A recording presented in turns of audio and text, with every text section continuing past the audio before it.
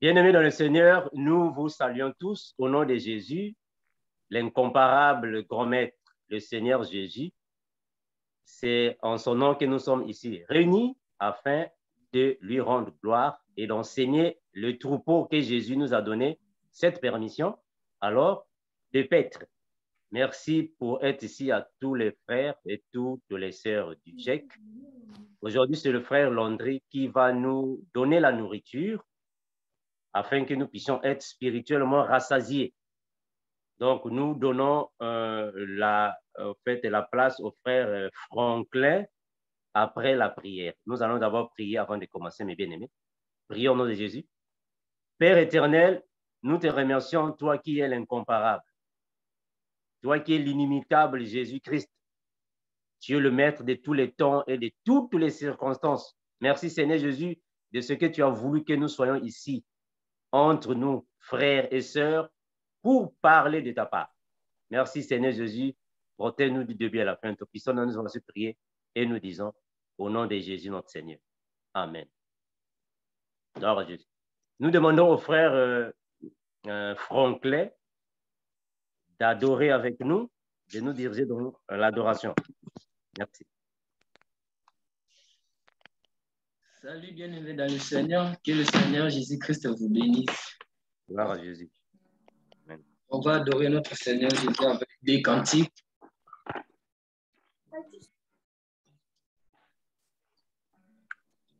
El Shaddai, Adonai, Dieu tout-puissant, le roi compatissant. Dieu que s'observe, que la terre préfère de tout l'univers, l'éternel. El Shaddai, le Dieu sans fin, je lui dois ma délivrance, il est ma puissance. Dieu de tous espoirs, qui me fait voir tous ses espoirs, en lui je crois. J'ai trouvé place devant sa face, El Shaddai, tout ça demeure dans mon cœur. Laisse-moi t'écrire un chant d'amour. Oh, restons ensemble. Jésus, laisse-moi t'écrire un chant d'amour. Restons ensemble. Oh, il a mis fin au règne de mes souffrances. Ainsi comme mes errances, dans les mauvais jours et devant tous mes défis. Ah oui, je me confie. Et quand j'écris, je donne qui me rencontre. Depuis ma départ, je l'aime, et t'adore. Je l'aime, et t'adore.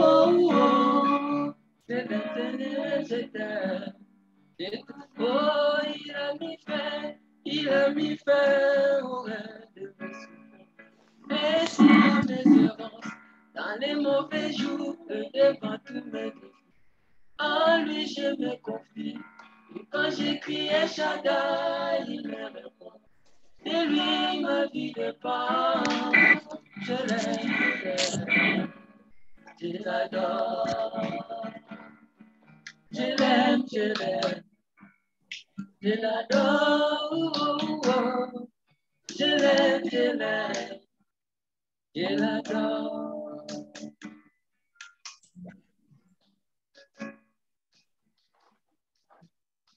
Il est vivant, il est vivant, il est vivant, il est vivant, il est vivant, alléluia, alléluia, il est vivant, alléluia, alléluia, il est vivant, il est vivant, il est vivant. Il est vivant, alléluia, alléluia, il est vivant, alléluia. est vivant. Il est vivant. Il est vivant. Oh, il est vivant. Alléluia.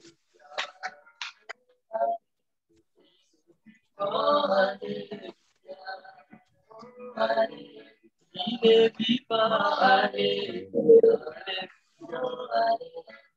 Il est vivant, alléluia.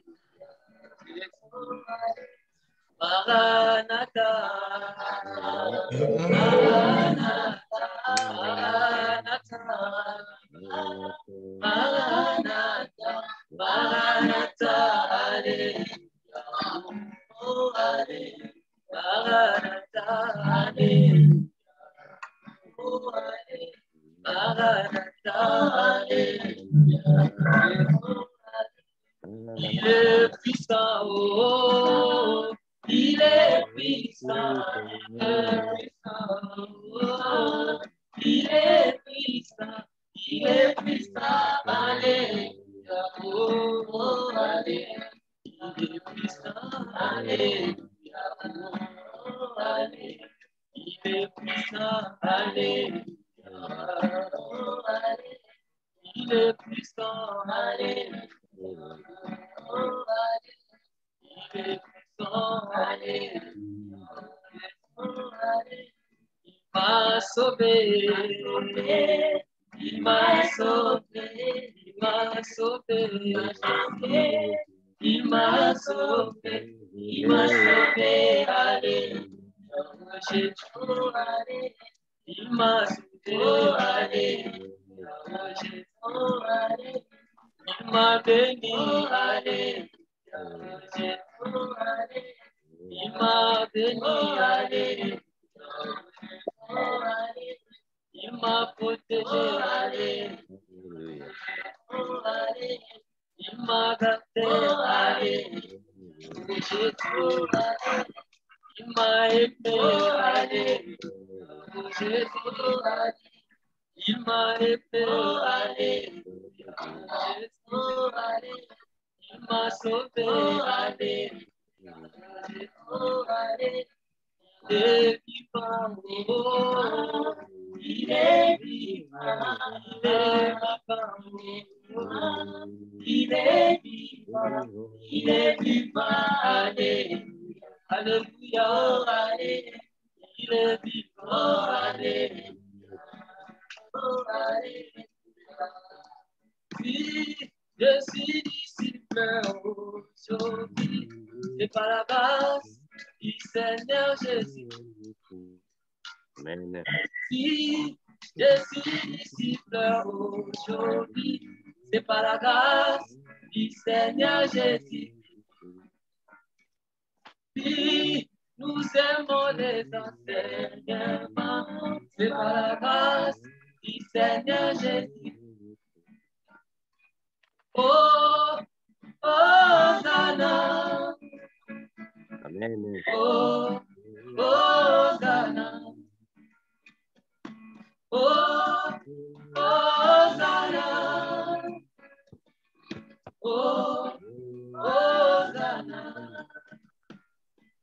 Oui, nous sommes ensemble aujourd'hui, c'est par la grâce du Seigneur Jésus.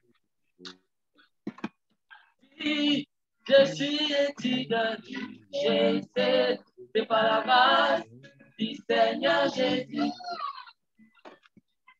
Oui, nous sommes les étudiants du Jésus, c'est par la grâce du Seigneur Jésus. Oh, Hosanna. Oh, Hosanna. Oh, Hosanna. Oh, Hosanna. Si nous sommes ensemble aujourd'hui, c'est par la grâce du Seigneur Jésus. Si nous aimons les enseignements, c'est par la grâce du Seigneur Jésus. Oh, Hosanna. Oh, Hosanna. Oh, Hosanna. Oh, Hosanna. Ah, je bénis le Seigneur. Oh, je bénis le Seigneur. Oh, je bénis le Seigneur. Oh, je bénis le Seigneur. Oh, je bénis le Seigneur. Oh, je bénis le Seigneur. Moi, je loue le Seigneur. Moi, je loue le Seigneur. Moi, j'adore mon Jésus. Moi, j'adore mon Jésus. Amen. Moi, je loue mon Jésus. Je lève mon Jésus. Oh, Hosanna. Oh, Hosanna.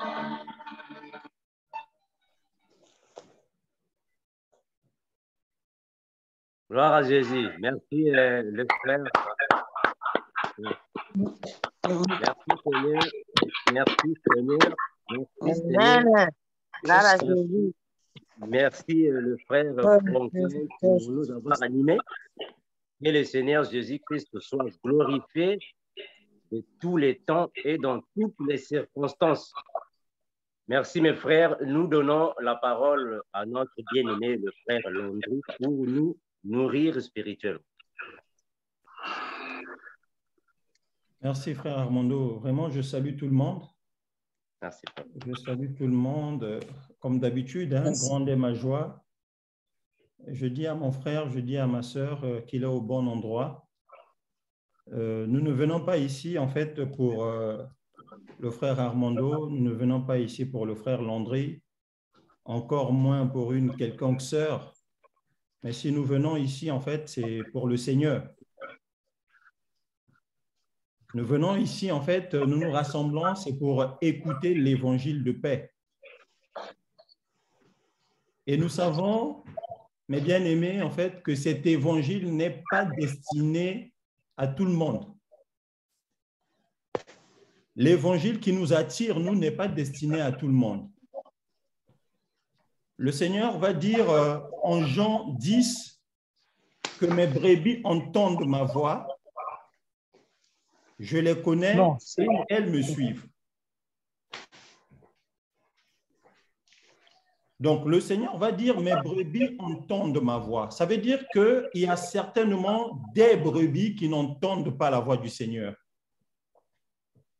Donc, mes bien-aimés, nous devons prendre conscience que cet évangile n'est pas pour tout le monde.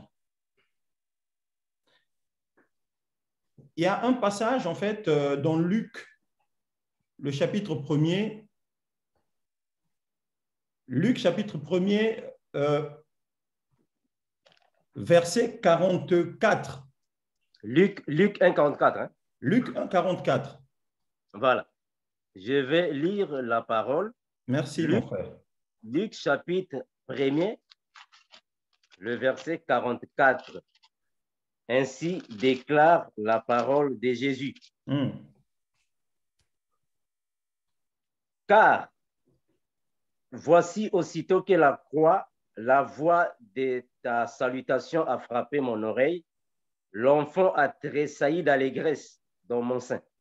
Amen. Oh, Jésus. Alors, je disais que cet évangile n'est pas pour tout le monde.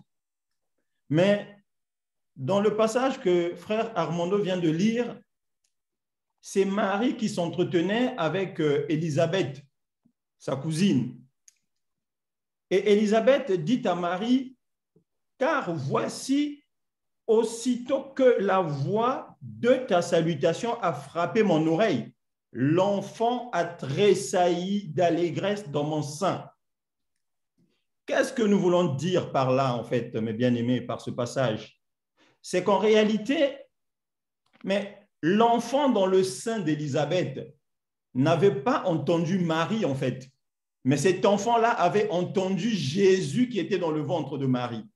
Donc, en réalité, nous voyons apparemment deux mamans qui étaient en train d'échanger. Mais profondément, c'était en fait les deux bébés qui causaient, en fait. Donc, c'est Jean qui a reconnu la voix du Sauveur, la voix du Seigneur, et il avait tressailli de joie. Mais bien aimés, je veux vous dire en fait que nous, les enfants de Dieu, lorsque nous entendons la voix du Seigneur, lorsque nous écoutons la parole de Dieu, un vrai enfant de Dieu tressaillit de joie, même si c'est-à-dire que même si c'est à l'intérieur, mais il y a une joie profonde qui nous assaillit en fait lorsque nous entendons la voix du Seigneur. Amen. Amen. C'est-à-dire que, qu'est-ce qui se passe? Vous savez, aujourd'hui, sur les réseaux sociaux, pilulent beaucoup de prédicateurs, beaucoup, des vrais comme des faux. Mais je suis sûr que les faux sont majoritaires. Mais en réalité, un enfant de Dieu, un vrai enfant de Dieu, quand il écoutera un prédicateur en train de prêcher l'évangile, si c'est la voix du Seigneur Jésus qu'il entend, au-dedans de lui, il va réagir. Il saura que ça, c'est le Seigneur qui parle. C'est comme ça que moi, par exemple, j'ai rencontré le frère Armando. Je l'ai écouté parler, mais ce n'est pas lui que moi j'entendais parler, mais j'ai entendu le Seigneur me parler. C'est comme ça aussi que j'ai écouté d'autres serviteurs de Dieu. Quand je les ai écoutés me parler, j'ai su que ce n'était pas eux qui me parlaient, mais c'était la voix du Seigneur.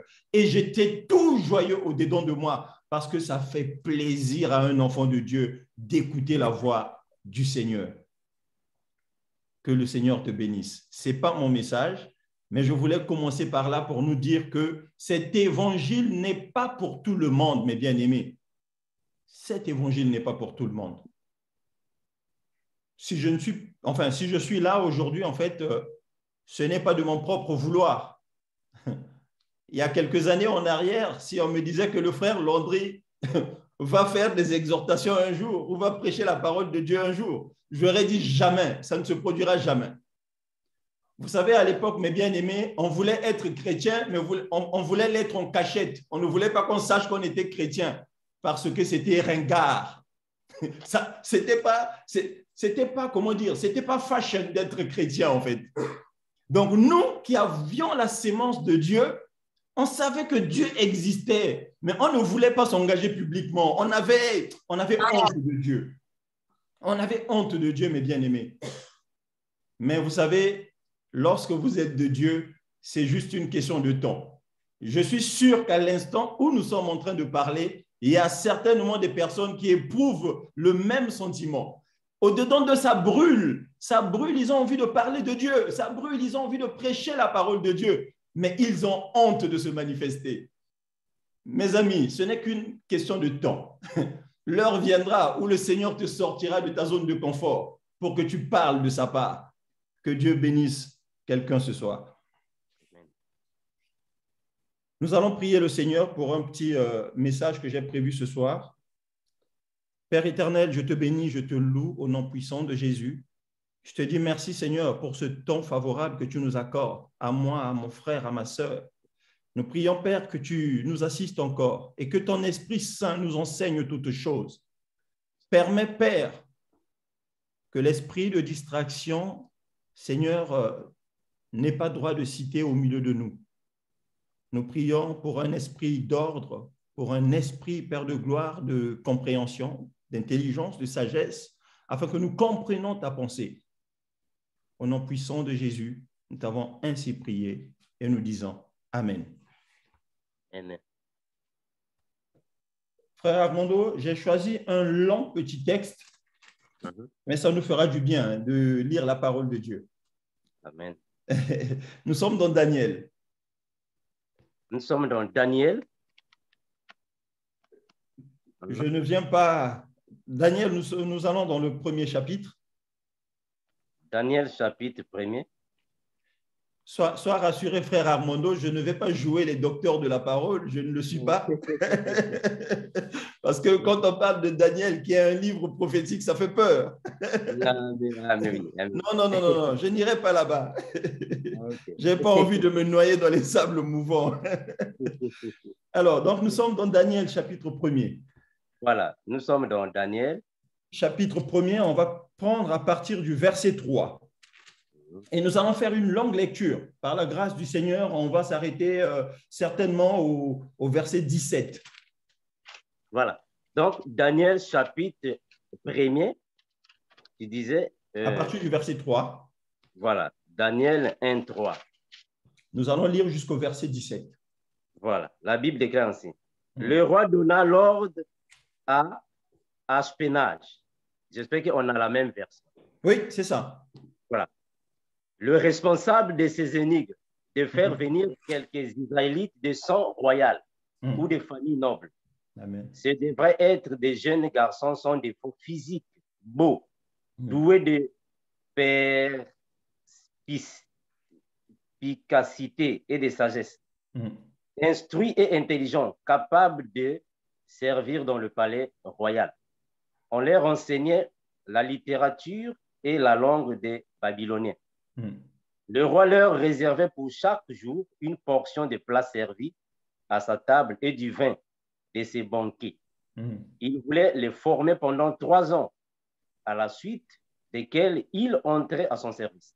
Il y avait parmi eux des Judéens, Daniel, Anania, Michaël et Azaria. Le chef des eunuques leur donna des noms. À Daniel, celui de Belteshazzar. À Anania, celui de Shadrach. À Michaël, si vous voulez, celui de Meshach. Et à Azazia, celui d'Abednego. Daniel prit la ferme décision de ne pas se souiller en consommant les plats servis à la table du roi et le vin de ses banquets. Il demanda alors au chef des eunuques de ne pas l'obliger à se souiller. Dieu gagna à Daniel la bienveillance et la compassion du chef des eunuques. Ce dernier dit à Daniel, je redoute, mon Seigneur, le roi, c'est lui qui a fixé ce que vous devez manger et boire. Pourquoi devrais-vous voir arborer une moins bonne mine que les jeunes gens de votre âge? À cause de vous, je risquerai ma tête auprès du roi. Daniel dit alors à l'intendant auquel le chef des eunuques avait confié la responsabilité de lui-même, Anania, Michaël et Azaria, fais donc un essai avec des serviteurs pendant 10 jours, qu'on nous donne des légumes à manger et de l'eau à boire. On examinera ensuite devant toi notre apparence et celle des jeunes gens qui mangent les plats servis à la table du roi. Puis agis avec nous, tes serviteurs, en fonction de ce que tu auras constaté. Il leur accorda ce qu'ils demandaient et fit un essai avec eux pendant 10 jours. Au bout de 10 jours, ils avaient meilleure apparence et avaient pris plus de poids que tous les jeunes gens qui mangeaient les plats servis à la table royale. L'intendant retirait donc les plats et le vin qui leur étaient destinés et leur donnait alors des légumes à la place. Le dernier verset, le verset 17. Dieu accorda à ces 4 jeunes gens de la connaissance et de la perspicacité dans tout ce qui concernait la littérature et la sagesse. De plus, Daniel était capable d'expliquer toutes les visions et tous les rêves. Gloire à Jésus. Gloire à Jésus. C'est un très beau texte. Hein? C'est un texte, on a envie de le lire et de le relire. Je pense que la majorité parmi nous ici connaît en fait ce passage, l'histoire de Daniel, bien que les gens aiment beaucoup plus évoquer la fosse au lion ou la fournaise ardente. Mais nous avons préféré aujourd'hui, sinon moi j'ai préféré aujourd'hui mettre l'accent sur ce passage d'où je tire en fait le titre de ma petite exhortation de ce soir, les mets du roi. Donc, c'est comme ça que je titre ma petite exhortation, les mets du roi. Nous connaissons en fait cette histoire, mes bien-aimés.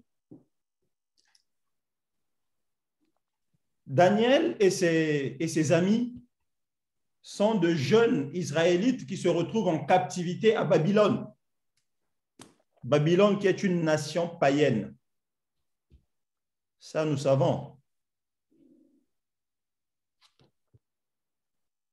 Daniel et ses compagnons ont eu cette chance-là, entre guillemets, de se faire recruter par le palais royal.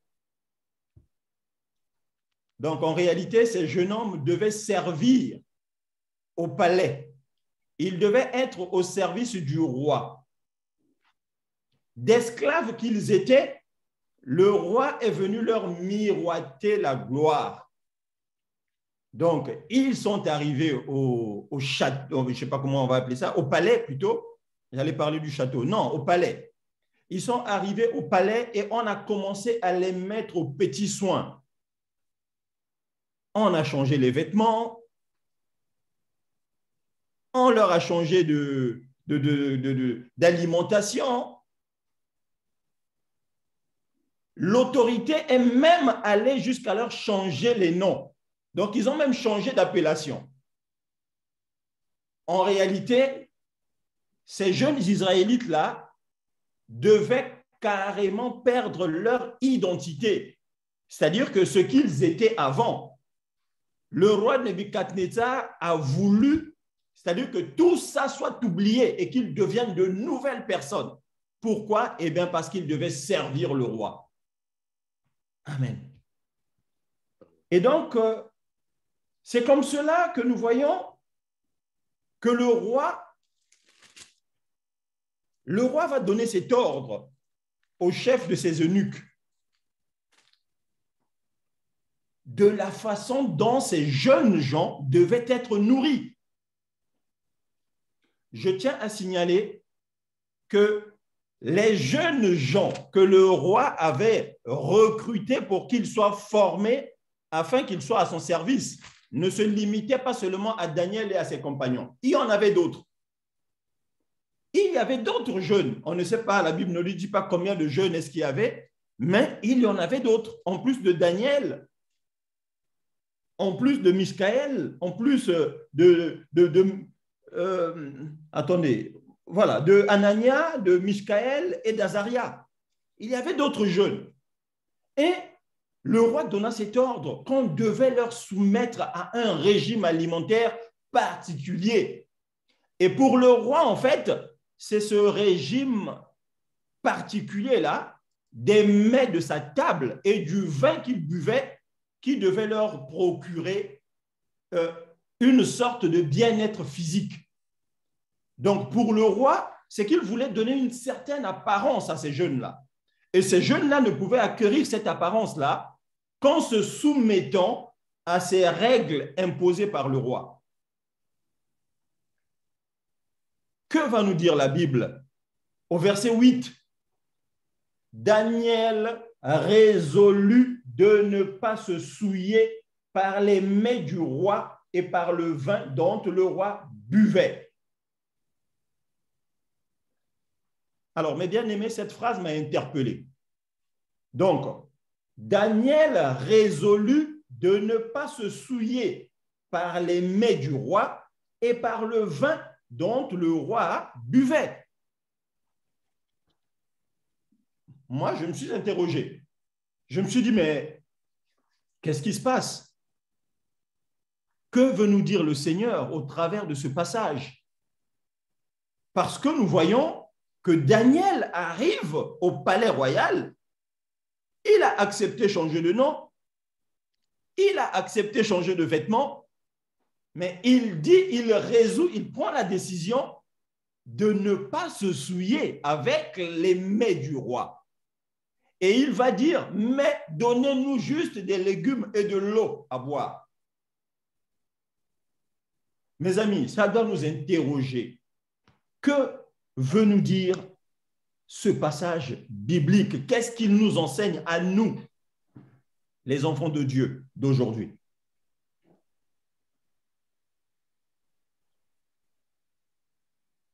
Daniel a résolu de ne pas se souiller.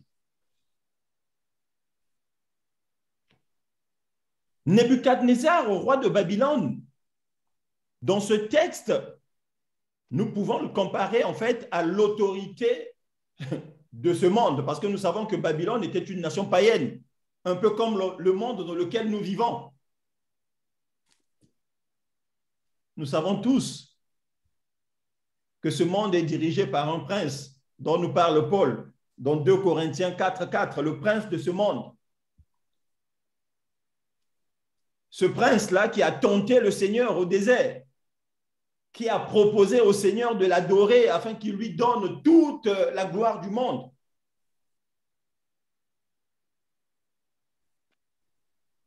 Je pense que nous commençons à faire un peu le lien entre ces écritures-là. Donc, le prince de ce monde avait même proposé au Seigneur la gloire du monde s'il l'adorait. Et nous savons que le but de ce qu'on faisait faire à Daniel et à ses compagnons, c'était effectivement qu'ils adorent Nebuchadnezzar, roi de Babylone. Alors, donc nous disons que Nebuchadnezzar, roi de Babylone, symbolise pour nous chrétiens l'autorité du monde. L'autorité du monde.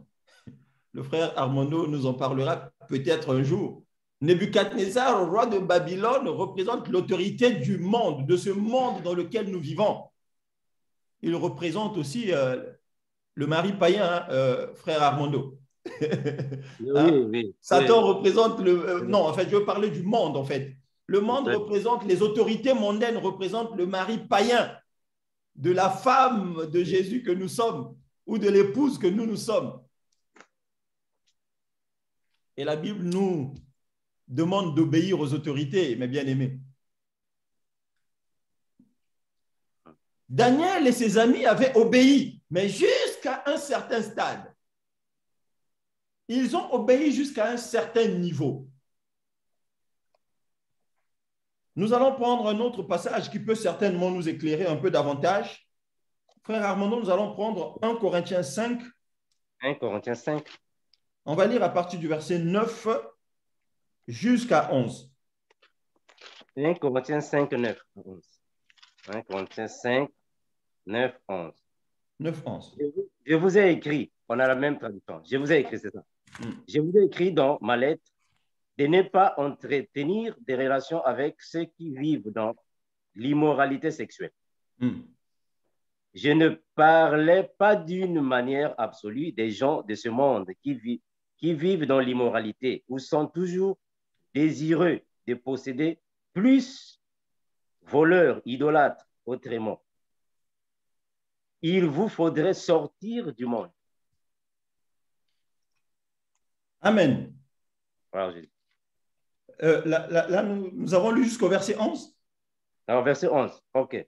En fait, ce que je vous ai écrit, c'est de ne pas entretenir des relations avec quelqu'un qui, tout en se disant votre frère, mais vit dans l'immoralité sexuelle, est toujours désireux de posséder plus, idolâtre, calomniateur, ivrogne ou voleur, de ne même pas manger avec un tel homme. Amen. Alors, pourquoi nous prenons ce passage, en fait? C'est juste pour nous montrer, ici, Paul est en train de dire que si c'est d'une manière absolue que nous devons nous séparer des païens, ça veut dire qu'il nous faudra sortir du monde. Donc, si nous devons nous séparer avec les païens de manière absolue, mais ça veut dire que nous n'avons pas notre place ici, nous devons sortir. Alors, j'essaie de transposer ça au passage que nous venons de lire dans Daniel là-bas. Daniel se retrouvait en fait dans le palais royal, dans un système mondain. Daniel a fait des concessions, mais il s'est fixé une limite, qu'à un certain moment, je m'arrête là, je ne vais pas me souiller davantage.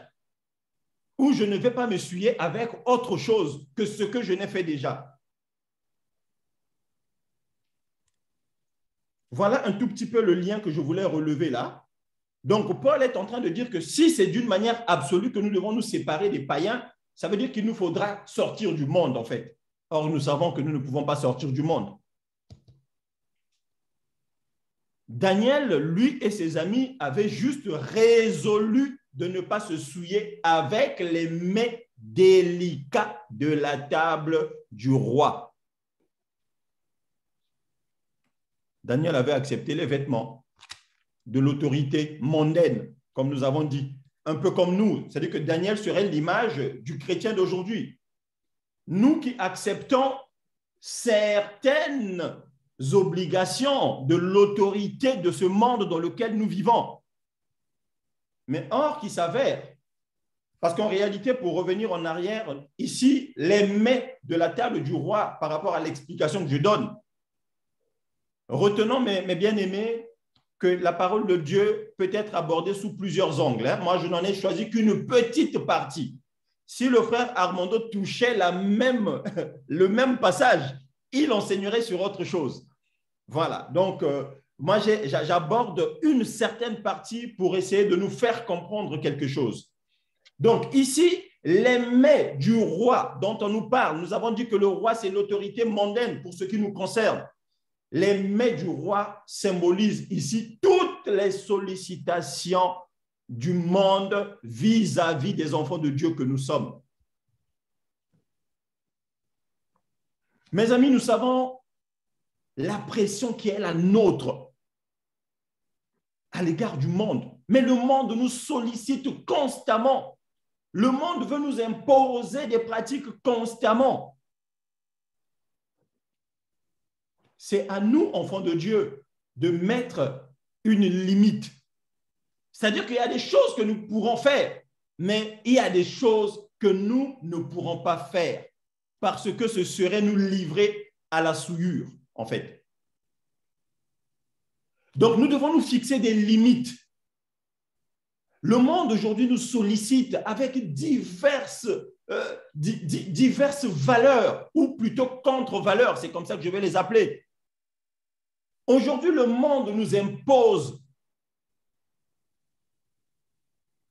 Qu'est-ce que je veux dire? Prenons la culture, par exemple. Dans la culture, le monde nous impose des choses. Dans le domaine de l'art, le monde nous impose des choses. Même dans la technologie, le monde nous impose des choses. Dans la science, dans la vie politique, dans tout ce que vous connaissez, le monde nous impose des choses. Nous sommes entre nous chrétiens ici, hein? Nous avons nos valeurs que nous partageons. Le monde va nous imposer l'homosexualité, par exemple, qui est un mets de la table du roi. Donc, le roi nous sert ce mets-là, que nous devons le consommer.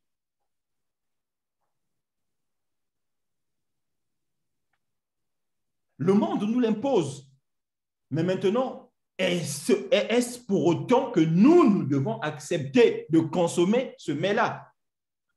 Par exemple, le monde, vis-à-vis de la technologie, le monde nous impose, on va dire quoi, Internet. Vraiment, je parle en général. Hein. Le monde va nous imposer Internet. Vous savez, mes bien-aimés, beaucoup de gens me diront qu'Internet est une bonne chose. Je ne dirais pas non. Mais moi, personnellement, je me suis fixé des limites. Moi, j'appelle Internet une arme de destruction massive. Voilà pourquoi je ne suis pas dans les réseaux sociaux. Le frère Armando le sait certainement. S'il regarde parmi ses amis sur Facebook, je n'existe pas. Donc, je me suis imposé une certaine limite. Il y a des choses que je ne peux plus faire. J'étais dans les réseaux sociaux, hein, mes amis, auparavant. Mais au fur et à mesure que je marche avec le Seigneur, il y a des choses pour lesquelles je me dis, bon, est-ce que ça vaut vraiment la peine que je garde ça? Ce repas-là, moi, je ne le consomme pas. Et je le mets de côté. Donc, aujourd'hui, mes amis, regardez ce que le monde nous impose. Mais combien de gens ont des enfants ici, là, qui sont devenus esclaves des réseaux sociaux? Je ne parle pas des parents que nous sommes, hein, mais je parle de nos enfants. Mais beaucoup de parents pensent que c'est normal que les enfants soient livrés aux réseaux sociaux. Nos enfants vont sur TikTok pour parler de Dieu, entre guillemets. Donc aujourd'hui, c'est des enfants qui font des vidéos sur TikTok, c'est des enfants qui sont sur Facebook, c'est des enfants qui sont sur Twitter, c'est des enfants qui sont... Et les parents légitiment ça, par exemple, en disant que, bon, voilà, moi, ma fille, elle est sur les réseaux, mon fils est sur les réseaux sociaux, mais il prêche la parole de Dieu. Mes amis, c'est un mets de la table du roi. C'est le roi qui nous a servi ça. C'est l'autorité mondaine qui nous sert ces choses-là. Tenez, voici la télé. Donc, tout le monde se livre à la télé-réalité. Ah, moi, j'aime bien regarder ça. Le roi nous impose des mets. Mais est-ce que toi, en tant qu'enfant de Dieu, à la manière de Daniel et de ses compagnons, tu ne peux pas mettre des limites? Vous savez, mes bien-aimés, il y a une semaine, j'étais en train de réfléchir sur une problématique parce que j'avais fait un constat. Je regardais, en fait, je suis tombé par hasard sur YouTube. Je suis tombé sur une vidéo d'une jeune fille qui faisait un témoignage. Et le témoignage, elle l'avait titré « Des ténèbres à la lumière ». C'était une jeune fille de 20 ans qui faisait un témoignage des ténèbres à la lumière. Et c'était quoi son témoignage? Elle expliquait comment Dieu l'a délivrée de la fornication, de l'addiction au sexe.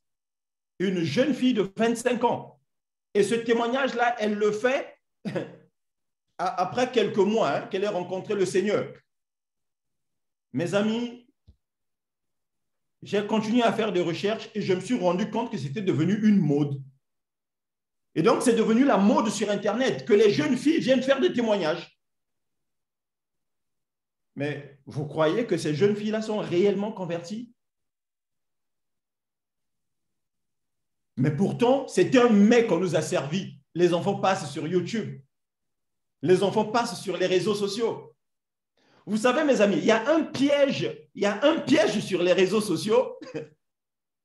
Tous ceux qui sont ici, qui publient des choses, ne vont pas me contredire.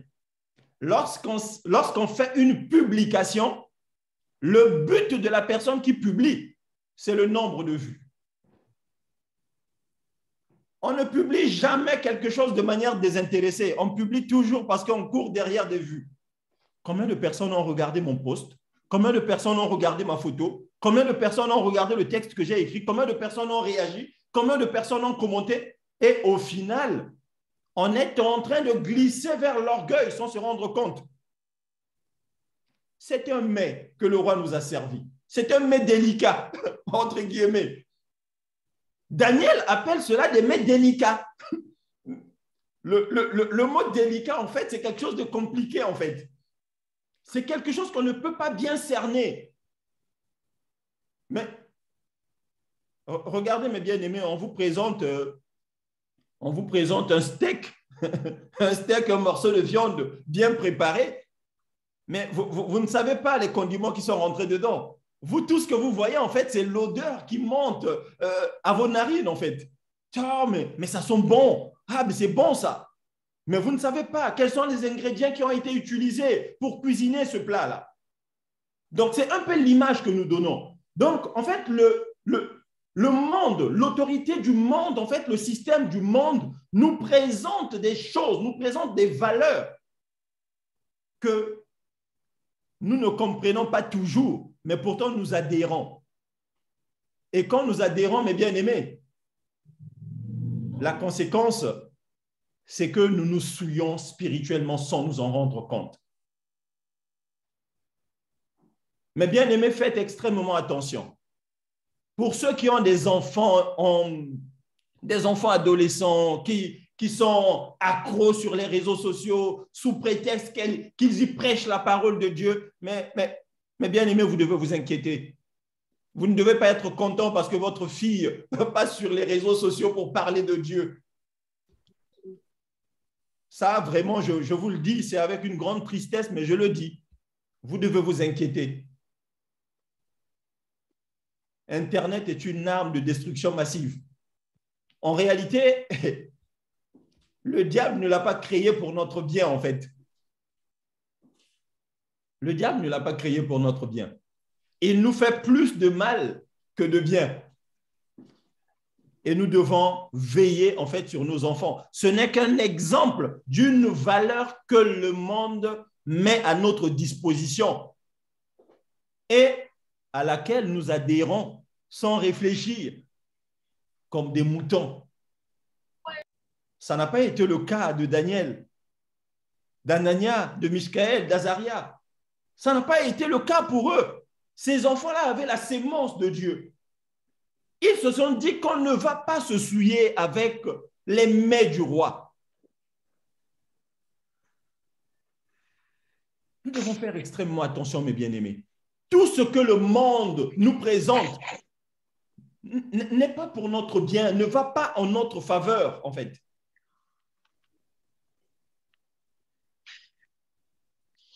Le but du monde, en réalité, c'est de nous faire perdre notre identité, en fait. Nous sommes enfants de Dieu, le monde le sait, mais il doit nous faire perdre cette identité d'enfant de Dieu, là. Mais comment? C'est en nous imposant ces valeurs, les valeurs du monde. Ça peut passer par la mode, hein, mes sœurs? Ça peut passer par la mode. Ah, Dieu regarde au cœur. Je peux m'habiller comme ci, je peux m'habiller comme ça. On veut s'identifier aux stars de la télé. On veut s'identifier aux personnes connues. On veut s'habiller comme les stars de la musique mondaine. On est un peu chrétien, mais un peu mondaine.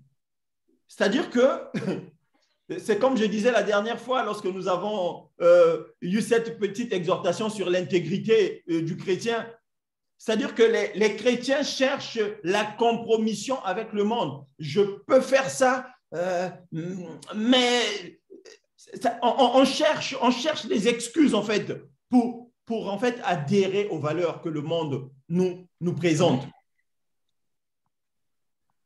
Mais mes amis, quand nous regardons Daniel et ses compagnons, Daniel, en fait, c'est un vrai exemple d'intégrité. C'est ce que nous avons dit la dernière fois de Job. C'est un exemple d'intégrité. Il dit, je ne vais pas me souiller avec les mets du roi. Certainement qu'il y a des raisons pour lesquelles Daniel a refusé les mets du roi. Certainement qu'il y a une raison. Peut-être que ces mets-là, peut-être que la viande qu'on leur présentait venait peut-être des sacrifices aux dieux païens, je ne sais pas. Mais il y a certainement une raison pour laquelle Daniel a dit « je ne vais pas me souiller avec ça ». Mais pourtant, Daniel a demandé les légumes et l'eau.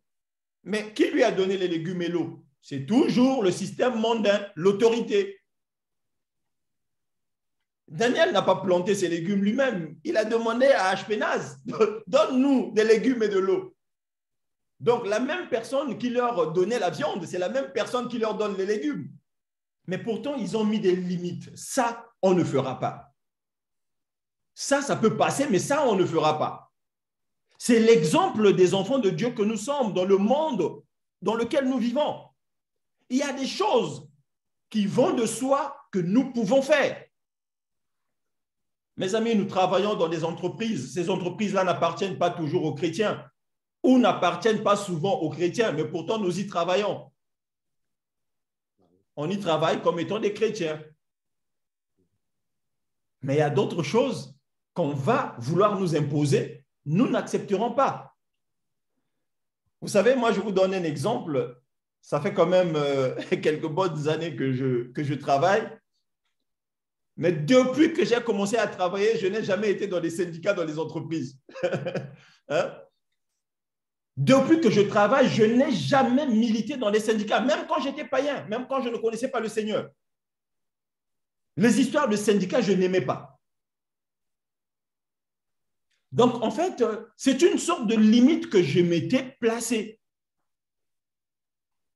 Si vous me demandez pourquoi, Ben, je ne saurais dire pourquoi. Je n'en connais pas la raison moi-même. C'est certainement la sémence de Dieu en moi ou en nous qui nous pousse à mettre certaines limites. Mais il y a des choses. Le frère Armando nous donnait le témoignage dernièrement. Mais il va travailler dans une entreprise où on produisait de la boisson alcoolisée. Voilà, à un moment donné, Dieu l'a sorti de là. C'est ça que nous voyons, mes bien-aimés. C'est-à-dire que Dieu est là, il veille sur nous. Et c'est le Seigneur même qui nous donne la force de nous passer de certaines sollicitations du monde, en fait. C'est le Seigneur qui nous donne cette force-là. Parce que le frère Armando, lorsqu'il abandonne ce travail-là, d'aucuns se diront, mais frère, mais tu abandonnes ce travail-là, mais comment tu vas faire pour vivre demain? Comment tu vas faire pour payer les factures? Mais pourtant, il a une conviction, il doit abandonner. Et il a abandonné. Donc, c'est ce qui se passe en fait avec, c'est ce qui se passe avec Ashpenaz, qui dit à Daniel, mais si vous ne mangez pas les mets du roi, je ne veux pas que le roi vous voie avec des visages défaits. Mais Daniel, en bon enfant de Dieu qu'il était, savait que le Seigneur est fidèle, qu'il veillait sur lui, que les légumes seuls et l'eau suffiront pour lui donner la forme physique convenable, en fait. Donc, mes amis, nous voyons, c'est-à-dire que nous nous posons des questions. Il y a des chrétiens qui font des choses, qui adhèrent à des valeurs du monde, parce qu'ils se disent, mais si je n'accepte pas, comment est-ce qu'on va me regarder? Que diront les gens de moi? Donc, les gens font des choses par suivisme, les gens font des choses par mimétisme, les gens font des choses par mode simplement, parce que tout le monde le fait, moi aussi je le fais. Parce que le frère Armando, Dieu lui avait mis à cœur de créer la chaîne Vérité 116 TV. Le frère Landry va dormir, il va fomenter un projet, il va se réveiller le lendemain. Bon, vraiment, Dieu m'a mis à cœur, je crée ma chaîne Couronne de Vie TV. Dieu m'a mis à cœur de créer ça. Mais mes amis, je ne veux pas le faire parce que c'est la mode aujourd'hui. Tout le monde veut passer par une chaîne YouTube. Non, je ne le ferai pas. Nous devons mettre des limites, mes bien-aimés. Nous devons mettre des limites. Frère Armando, est-ce qu'on peut prendre un autre verset? Nous sommes dans 1 Corinthiens 6, le verset 12. 1 Corinthiens 6, 12. 1 Corinthiens 6, 12. La Bible déclare ainsi.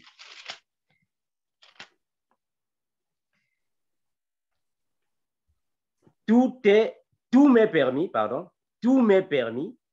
mais tout n'est pas utile. Tout m'est permis, mais je ne me laisserai pas dominer par quoi que ce soit. Amen. Par Jésus. Tout m'est permis, mais tout n'est pas utile. Mais ne voyez-vous pas que c'est à ça que Daniel avait fait allusion lui aussi? Tout lui est permis, mais tout n'était pas utile. Mais Daniel a accepté les vêtements du roi, c'est ce que je disais.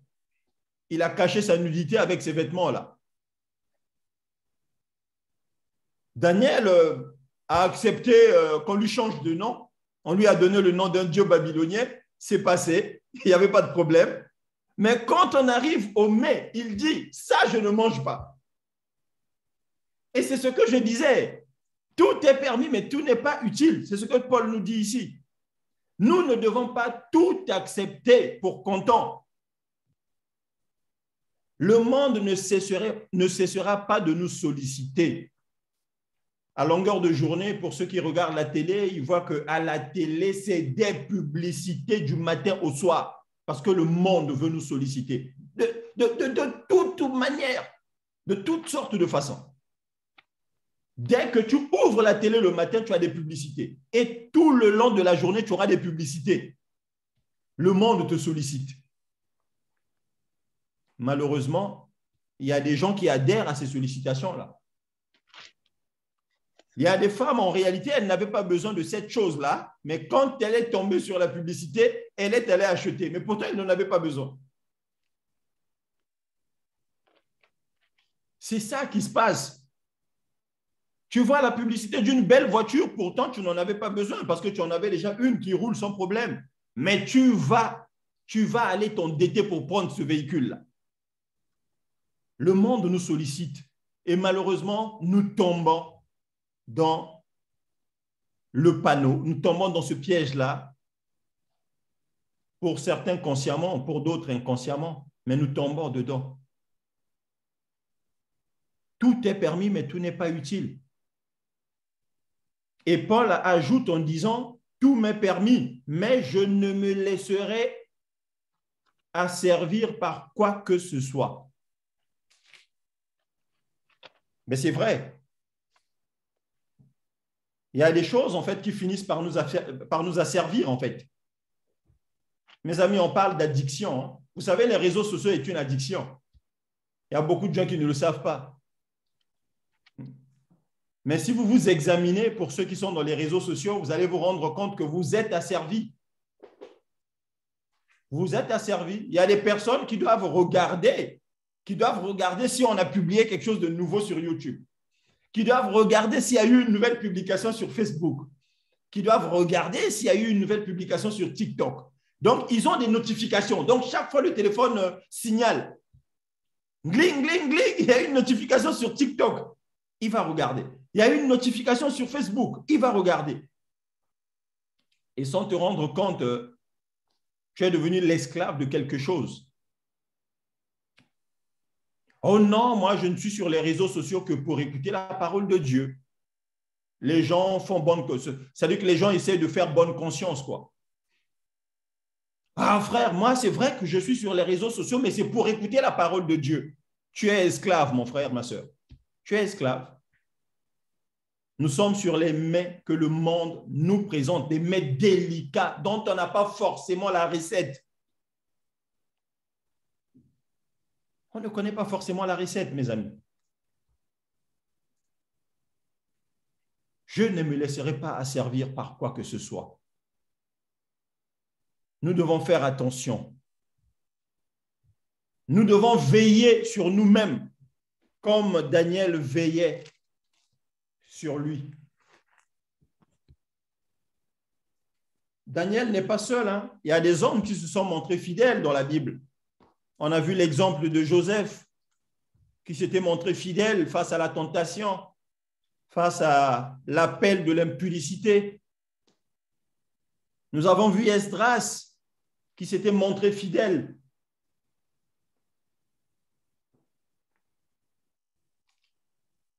Mais nous devons nous interroger sur les réelles motivations qui nous poussent à nous embarquer dans les valeurs du monde. Mes amis, je répète, le monde dans lequel nous vivons, le système de ce monde de ténèbres ne nous veut pas du bien.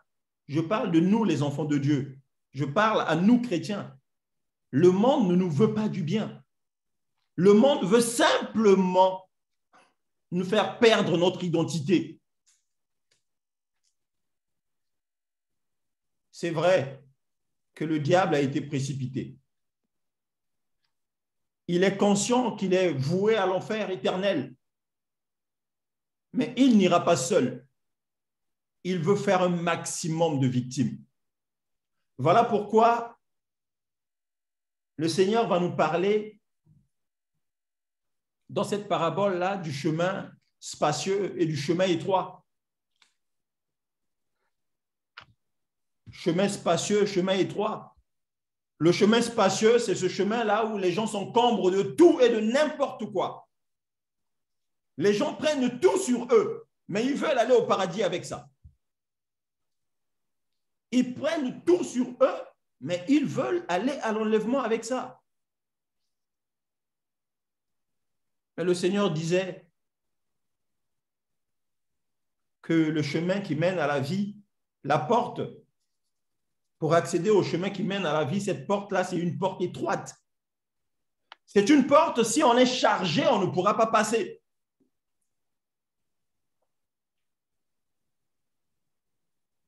Qu'est-ce que cela veut dire? Cela veut dire simplement que nous devons nous décharger de beaucoup de choses. Tout est permis, mais tout n'est pas utile. Nous avons vu que Daniel avait accepté beaucoup de choses, mais il a mis une limite. Il a dit, les mets délicats du roi, non, je ne mangerai pas, de peur de me souiller. Parce que nous ne sommes pas à l'abri des souillures du monde. Voilà pourquoi, mes bien-aimés, je nous exhorte à suivre l'exemple de Daniel. À suivre l'exemple de Daniel. Le verset 17 du passage de Daniel 1 que nous avons lu dit: Dieu accorda à ces 4 jeunes gens de la science, de l'intelligence, dans toutes les lettres, de la sagesse. Et Daniel expliquait toutes les visions et tous les songes. Ce passage arrive comme en conclusion de la décision que Daniel avait prise de ne pas se souiller. C'est après que Daniel ait résolu de ne pas se souiller, Daniel et ses compagnons, bien sûr, quand on nous dit au verset 17 que Dieu leur accorda. Cela, nous pouvons faire un parallèle avec la vie de sanctification. Nous sommes dans le monde, mais nous ne sommes pas du monde. Ce que le Seigneur nous demande, c'est de ne pas être amoureux du monde, en fait. Mais habille-toi si c'est pour cacher ta nudité. Gloire à Jésus. Mais ma sœur, mais que feras-tu avec les rajouts de cils, par exemple?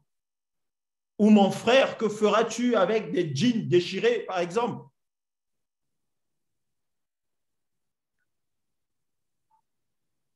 Donc, nous faisons des choses pour lesquelles il n'y a pas de grosses conséquences. Mais mes amis, il y en a beaucoup qui ont des conséquences et la conséquence, c'est de nous éloigner de Dieu. Mais plus nous marcherons en mettant de côté tout ce qui nous éloigne de Dieu, et plus vous verrez que notre relation avec le Seigneur va aller en grandissant. Nous verrons la gloire du Seigneur dans notre vie si nous mettons des limites dans notre façon de vivre. Vraiment, pour terminer, c'est ce que je disais, prenons l'exemple sur Daniel et sur ses compagnons qui avaient résolu de ne pas se souiller avec les mains du roi. Que Dieu bénisse sa parole. Amen. Amen, Frère Landry. Merci pour le partage. Merci pour tous ceux qui nous ont suivis.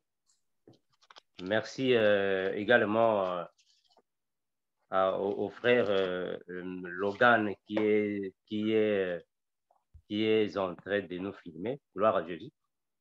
Donc, avant que nous puissions nous séparer, nous allons demander aux frères et sœurs, comme est de notre habitude, parce que nous ne sommes pas peut-être comme d'autres églises qui ne donnent pas la parole aux frères et sœurs de poser des questions par rapport à l'enseignement ou la prédication, exhortation. Nous donnons toujours la parole à nos bien-aimés afin de poser des questions sur les points qui semblent un peu assombris. Donc, on laisse la parole à la sœur Edwige pour nous orienter vers les questionnaires. Oui, bonjour, bonsoir la famille. Nous allons donner la parole. Nous avons la sœur Kemfa Pauline qui a la main levée. Donc, à vous, la sœur. Oui, bonsoir à tous. Ben, bon, par rapport à l'exhortation d'aujourd'hui, je dirais, Daniel étant assis à la table du roi, pour moi, je considère le roi à cette table un peu comme une autorité. Et en même temps, je crois que quelque part toujours dans la parole de Dieu, on nous dit d'obéir aux autorités. Est-ce que, Daniel n'était pas en train de désobéir à l'autorité? Bien que par la suite, notre frère nous a dit, tout m'est permis, mais tout ne m'est pas autorisé. Mais si je reviens par exemple à ce que nous avons vécu dernièrement, un peu partout dans le monde concernant le coronavirus, je sais que j'avais un peu posé cette question en disant qu'il y a un peu partout où les autorités sont en train d'imposer la vaccination et je prenais le cas de mon boulot. Et je savais que ce n'était pas vraiment indispensable ou utile parce que la preuve aujourd'hui, il y a beaucoup qui ne se sont pas fait vacciner et aujourd'hui, ben, la vie continue normalement. Et voilà, c'était par rapport à est-ce que Daniel, quelque part, n'était pas en train de désobéir à une autorité. Merci. Merci, ma sœur Pauline. En fait, nous répondons toujours selon la parole. La Bible nous dit que nous devons obéir aux autorités. Ça, c'est vrai. Il faut respecter aux autorités, mais étant chrétiens, nous n'allons pas obéir à tout ce que l'autorité dira. Ce n'est pas parce qu'aujourd'hui l'autorité dira que bon, nous voulons que tous les hommes soient des homosexuels, alors on doit obéir. Non, ce n'est pas ça. Il y a des choses que nous pouvons obéir et il y a des choses que nous ne pouvons pas obéir. On obéit par rapport à la parole. Alors si aujourd'hui les autorités disent que tout le monde doit recevoir le vaccin, mais on doit aller dans la Bible. On doit aller dans la Bible. C'est ça le problème. Parce que beaucoup de gens ont dit que le vaccin, c'est 666. Soit, voilà, c'est la marque de la bête. On doit aller dans la Bible. La Bible nous confirme que le vaccin n'est pas la marque de la bête. Le vaccin n'est pas 666. Alors, nous avons ce qu'on appelle par la tentation internationale. En fait, ce que la sœur Pauline dit, ce sont des choses que j'avais déjà répondu. Ça, c'est une chose, c'est une obligation internationale. C'est différent à ce que, en fait, une personne singulière peut alors accepter. C'est comme si d'ici peu, tous ceux qui sont, au fait, surtout en France et dans d'autres pays, il y aura ce qu'on appelle par la crise alimentaire. J'espère que ce n'est pas parce que nous sommes enfants de Dieu et on va refuser la crise alimentaire. Ça n'a pas de sens. Ça sera pour tout le monde. Et aussi, dans tous les pays du monde, il y a ce qui arrive et qui est alors la monnaie électronique. Parce qu'on n'aura plus les pièces dans la main. On aura tous alors la monnaie électronique. Personne ne va refuser la monnaie électronique. C'est pour tout le monde. Voilà, donc on le dit par rapport à une autorité qui est donnée à toi seul. Si ce que le gouvernement dit est bon, tu le fais, mais si c'est mauvais, tu ne le fais pas. Alors, dans le cas de Daniel, non, Daniel n'a pas, Daniel n'a pas, en fait, n'a pas résisté. Daniel, au contraire, a mis sa vie en danger. Il a accepté la mort. Il a accepté la mort parce qu'on lui avait dit de se prosterner devant la statue. C'est-à-dire que faire une adoration à cette divinité. Est-ce que tu vois, ma sœur? Mais donc, par rapport à la loi, Daniel n'a pas fait cela parce que dans la loi de Moïse, c'est bien écrit que tu ne te prosterneras point devant les pierres taillées, les images taillées. C'est ce que Daniel a refusé. Mais donc, est-ce que pour avoir le vaccin, dans la Bible, on a dit qu'il ne faut pas prendre le vaccin? Non, on n'a pas dit ça. Amen. C'est différent, ma sœur. Ça, c'est deux choses différentes. Ce n'est pas la même chose. Amen. Est-ce que, frère, je peux compléter un petit truc? Oui, frère. Ma soeur Pauline, en fait, c'est ça, en fait, le problème avec les enfants de Dieu, c'est qu'on doute de la présence du Seigneur dans notre vie, en fait. Quelquefois, on a l'impression qu'on marche seul et que le Seigneur n'est pas avec nous. Ici, le passage que nous venons de lire au verset 9, la Bible dit « Dieu fit trouver à Daniel faveur et grâce devant le chef des eunuques. » Pour ceux qui lisent leur Bible, ils verront que Daniel n'est pas le seul enfant de Dieu à avoir trouvé grâce aux yeux de quelqu'un, d'un chef païen. Nous avons vu Joseph aussi, qui avait trouvé grâce aux yeux d'un chef païen. Donc, c'est une façon de dire, comme disait Paul aux Corinthiens ou aux Romains, qu'aucune tentation ne surviendra sur vous que vous ne pouviez supporter. Donc, même le monde, aujourd'hui, nous imposera des choses, mais le Seigneur étant avec nous, mettra lui-même la barrière, sinon le moyen d'en sortir. Et comme le frère a dit, nous répondons toujours en accord avec les Écritures. Ce que les Écritures ne défendent pas, nous le faisons, simplement. Amen. Merci, ma sœur. Amen. Merci, la sœur Edwige. Oui, merci frère Landry, merci frère Armando. Nous passons la parole à notre frère Ngono. Bonjour et bonsoir la famille.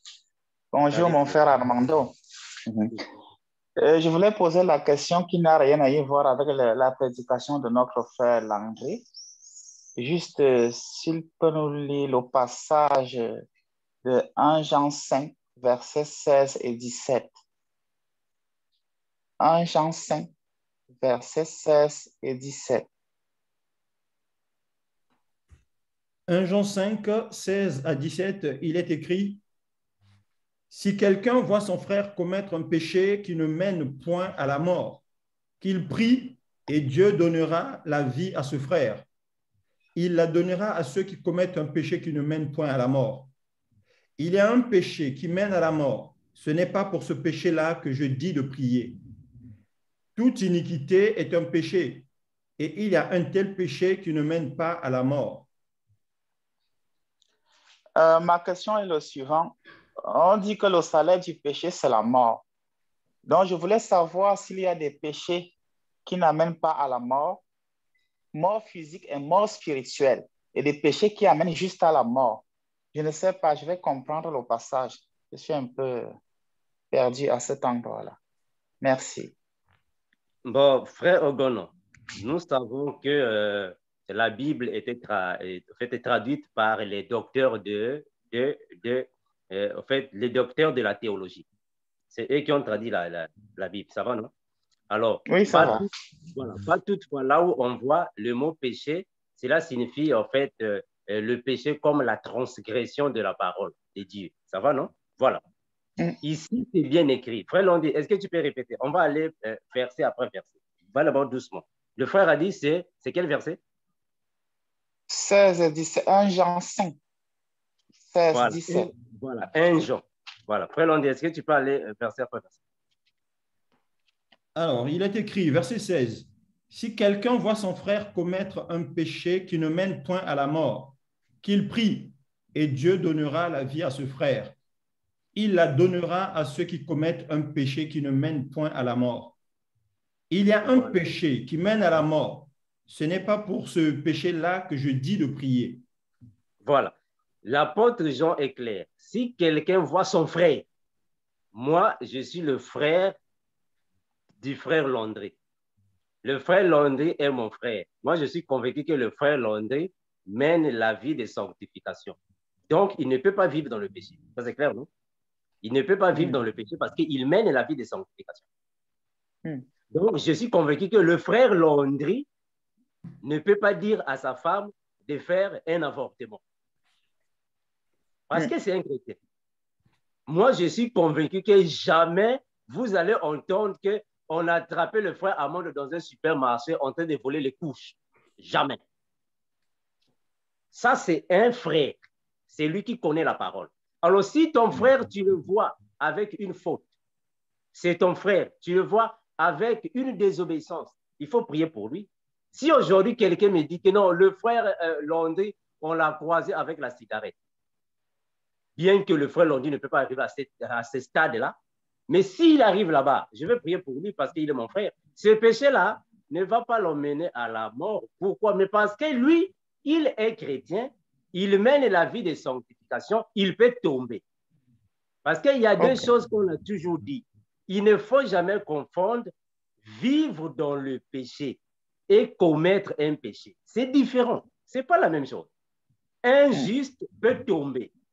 Le juste peut tomber. Le péché du juste là, qui tombe, qui se relève, ce péché-là ne lui mène pas à la mort. Non. C'est le païen qui vit dans le péché, qui peut continuer avec le péché et lui, il va à la mort. On va prendre un passage biblique. Nous sommes dans la parole, hein, ça va nous aider. Ça va nous aider. Voilà. Voilà. Nous sommes dans... Frère Londi, tu peux nous lire ça? On va aller doucement là-bas. Voilà. Nous allons prendre un passage qui va nous aider. Voilà. Nous sommes dans Ézéchiel. Nous sommes dans Ézéchiel. Attendez, je vais juste rapidement chercher le passage. Voilà. Nous sommes dans Ézéchiel. On va reprendre le chapitre 19. Ézéchiel, le chapitre 3, 19. Ézéchiel, nous allons prendre le Ézéchiel, chapitre 3, le verset 21. Ézéchiel 3, 21. Ézéchiel 3, 21, il est écrit, ouais. Mais si tu avertis le juste de ne pas pécher et qu'il ne pêche pas, il vivra, parce qu'il s'est laissé avertir, et toi, tu sauveras ton âme. Voilà. Mais si tu avertis le juste de ne pas pécher et qu'il ne pêche pas, il vivra, parce qu'il s'est laissé avertir, et toi, tu sauveras son âme. Donc, prenons maintenant le verset 20. Le verset 20, mon frère. Si... Le verset 20. Si un juste se détourne de sa justice et fait ce qui est mal, je mettrai un piège devant lui et il mourra. Parce que tu ne l'as pas averti, il mourra dans son péché. On ne parlera plus de la justice qu'il a pratiquée et je te redemanderai son sang. Voilà. Est-ce que frère Ogono, tu vois ce qu'on dit? Oui, si un juste se détourne de sa justice, en d'autres termes, si un juste tombe dans le péché, clairement, quand le juste se détourne de sa justice, c'est-à-dire que le juste est tombé. C'est ce juste-là qu'on doit prier pour lui afin qu'il se relève. Et ce péché-là ne mène pas à la mort. Mais si le juste continue dans le péché, là, il va mourir. Le péché là-bas va lui mener à la mort. Ça va, non? On peut prendre un exemple. Dans la Bible, il y a plusieurs exemples. Voilà. Merci, mon frère. Je comprends. Merci beaucoup, mon frère Armando. Merci. Mon frère. La sœur Edwige. Oui, merci, frère Armando. Nous passons la parole à notre sœur Louise. Oui. Bonsoir, frère Armando. Salut, sœur. Oui, j'ai une question, mais ça ne regarde pas ce que notre frère vient de dire. Regarde, moi, j'ai une cliente que je peux coiffer. Mais dans sa maison, il y a tous les trucs, comment on dit, c'est les idoles. Tu vois les poupées, on met avec les cigares, les nourritures, les verres avec du vin. Je lui ai déjà parlé doucement que non, les trucs comme ça, je lui ai déjà prêché. Comme ça, là, bon, j'ai essayé de l'expliquer. Mais je pars là-bas pour la coiffer, c'est comment, je dois plus partir bien, c'est comment, parce qu'il y a tous les idoles là-bas, les poupées, on met avec les trucs, les cigares, la cigarette, la nourriture, comme ça là, le coin des maisons, comme ça là. Et moi, je pars souvent chez elle pour la coiffer. Je veux savoir si je peux continuer à aller là-bas ou non. Parce que quand je pars là-bas, je dois seulement prier beaucoup, même avant d'aller là-bas. Bon, au fait, quand tu vas là-bas, c'est une maison là où il y a des statues. On met la nourriture devant la statue. Oui, les poupées là. Les poupées, on met les bâtons avec les têtes de squelettes, on met les nourritures, les cigares qu'on fume là.